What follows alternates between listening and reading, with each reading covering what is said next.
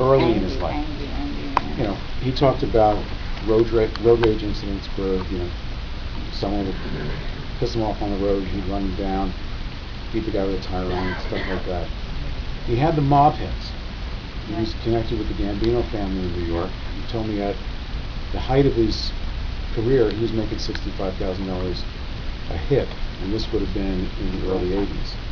But he was also a lethal scam artist, and this is probably the most insidious thing about him, where he would meet someone, and he'd chat you up, and he could be very charming. You know, he looked horrific, but, you know, he had a winning smile, and he'd say, "Oh, you've got a store? You know, what do you sell? Books? Oh man, I can get you brand new books for $1 a piece." I'll take his number. Kenny, Make a will out. Kenny, he'd string you along. And he said, "Look, I can get you 1,000 copies of the new Dan Brown, and I'll get them to you for $1 a piece. Can you move that much merchandise?" And you're thinking, "Shit, yeah." Meet me at the Vince Lombardi service area at 1:30 in the morning. Get away from the lights.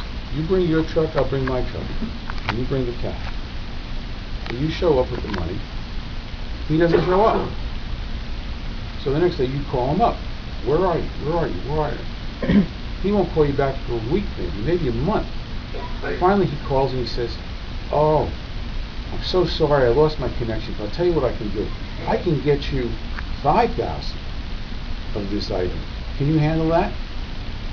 And he's thinking, "Well, yeah, I can. I can sell to the bookstores, whatever."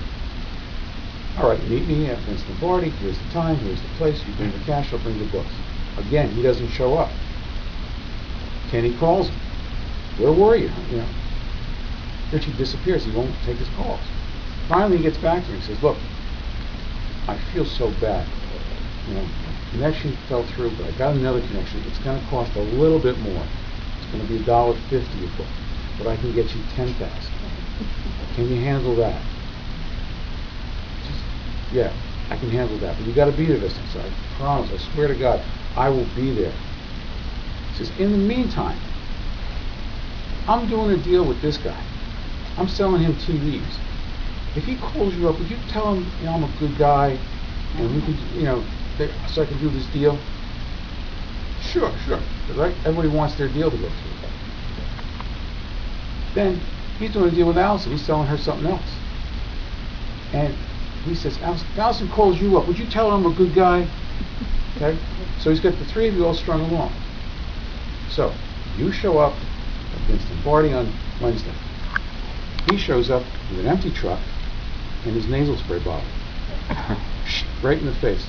As he said to me, "What do you do when you're surprised? You inhale or exhale?" You take it all in. He'll sit with your body for 2 hours because he knows that's how long it takes for cyanide to dissipate. He's got your money. Get rid of your body. Thursday, he'll meet you. Maybe you were supposed to bring 40 grand.